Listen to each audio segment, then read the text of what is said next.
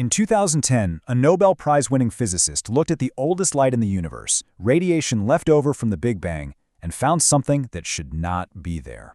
Circular patterns, rings, echoes, not from our universe, from the one before it.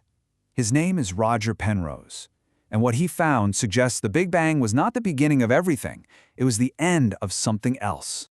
This brings us to a mystery that completely upends our fundamental understanding of reality. I mean, what if everything we know, everything we see around us, is just an echo of a cosmos that lived, aged, and died long before ours was even born? In this explainer, we're diving into a deeply haunting concept that shakes the very foundation of cosmology. First up, let's look at these echoes in the oldest light, the anomalies in the cosmic microwave background. To really grasp this, we need to look at the cosmic microwave background, or CMB. Think of it as the afterglow of the Big Bang. But instead of just treating it as raw radiation data, let's look at it as an ancient crime scene. Penrose and his team claim to have found some very specific anomalous patterns hidden in this background static, which they called Hawking points. We're talking about localized hotspots and concentric rings with unusually low temperature variance. Now, Penrose argues these aren't just random noise. No, he says they're scorch marks, literally echoes of monumental cosmic events like the collisions and subsequent evaporations of supermassive black holes that actually happened in a universe before our Big Bang. So that brings us to the theory itself, a universe without end, formerly known as conformal cyclic cosmology. To explain these haunting anomalies, Penrose developed a staggering framework known as conformal cyclic cosmology, or CCC for short, and it proposes a massive paradigm shift. You see, the standard Big Bang model envisions a singular, absolute beginning from nothingness, which eventually dilutes into a final freezing heat death. CCC completely throws out that single creation event. Instead, it proposes this elegant, infinite loop of cosmic reincarnation. The universe goes through endless cycles, which Penrose calls aeons. The incredibly distant, freezing future of one aeon doesn't just end in nothingness. It mathematically becomes the hot, dense Big Bang of the next. Walk with me for a second through the lonely, really elegiac death of an eon. Right now we're in the star era, but eventually matter is going to be consumed by supermassive black holes. Fast forward trillions upon trillions of years, and even those black holes will slowly evaporate away through Hawking radiation. Finally, we reach a state where all massive particles simply decay.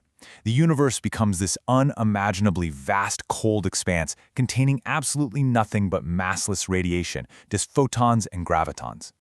Now, let's talk about black holes, scorch marks, and the actual mechanism of this transition.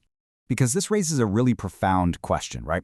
How exactly does a dead, infinitely expanded, empty void become a microscopic, dense, incredibly hot Big Bang? Well, in physics, the concepts of time and distance are fundamentally tied to mass. Photons, which have no mass, do not experience time or distance in the way we do. So when all massive particles finally disappear at the end of an aeon, physical scale literally loses all meaning. Through a mathematical process called conformal rescaling, an infinitely huge, completely empty future can seamlessly squash down to become the smooth, compact starting point for the next universe. Mathematically, they are geometrically identical. And this geometric trick actually solves one of physics' absolute greatest mysteries, the low-entropy state of the Big Bang. Standard cosmology usually relies on a brief period of rapid expansion called inflation to explain why our early universe was so perfectly smooth and ordered. But CCC? It says inflation isn't even necessary. The Big Bang was smooth and had low entropy simply because it directly inherited the completely empty, perfectly smoothed-out geometry of the dead universe that came right before it. But there's a catch. Let's look at the information paradox and ask, can anything be truly erased?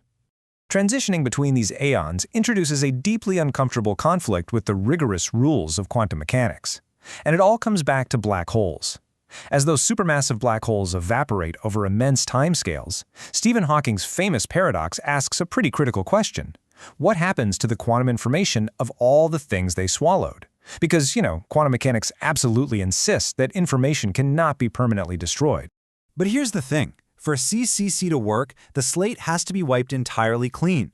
If information and massive particles cross over into the new universe, they'd completely ruin that perfectly smooth, scale-free geometry required for the transition.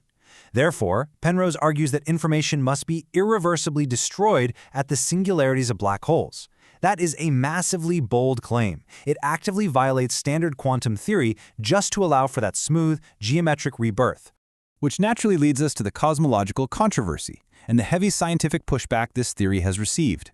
This is where the haunting beauty of the theory really clashes with the rigorous, uncompromising reality of the scientific method. When Penrose and his team announced they'd found those scorch marks in satellite data, the scientific community immediately tested the claims. Multiple independent teams, folks like Hejian, Weihus, and Erickson, looked at the exact same data. And while they agreed that the circular patterns do exist, they definitively concluded that these are entirely expected in our standard inflationary models. Basically, they argued that Penrose's ghosts are actually just expected statistical noise, illusions born from looking a bit too hard at random temperature fluctuations. And this creates a really profound tension. Critics point out that Penrose likely fell victim to the look elsewhere effect. Basically, if you search a massive data set for enough random patterns, you're eventually going to find something that looks significant. On top of that, proton decay has never actually been observed, and destroying quantum information breaks fundamental physics. So Penrose is this brilliant Nobel laureate, yet his deeply poetic, fiercely contested theory faces massive, unyielding skepticism from the wider cosmological community. It is very far from settled fact. Finally, let's explore the ashes of a dead cosmos and the ultimate implication of all this. Let's step back from the statistical debate for a moment and just consider the sheer philosophical weight of this theory. Other physicists have been so captivated by the idea of a cyclic universe that they're actually trying to rescue it. Theorists proposing the Cielo-Ciela cosmoses, or WCCC, try to merge Penrose's cycles with quantum entanglement. Instead of destroying information across the boundary, they suggest that black holes might act as negative entropy reservoirs, meaning quantum information might actually survive the cosmic reset, carrying data from the old universe directly into the new one. If there is any truth to this cycle, even if the mathematical details and CMB detections are fiercely debated today, the implication is almost impossible to hold in your mind. It suggests that every atom in your body, the very structure of our reality, might be encoded information carried over from a dead universe. We could literally be living in the ashes of a cosmos that lived, aged, and died long before ours was born. That tension between a brilliant scientist's elegant vision of an infinite cosmic loop and the rigorous skepticism of modern astronomy makes this one of the absolute most fascinating ideas in physics. So I leave you with this final unresolved thought. Is our universe the absolute beginning of everything? Or are we just the latest beautiful memory in a cosmos that refuses to die?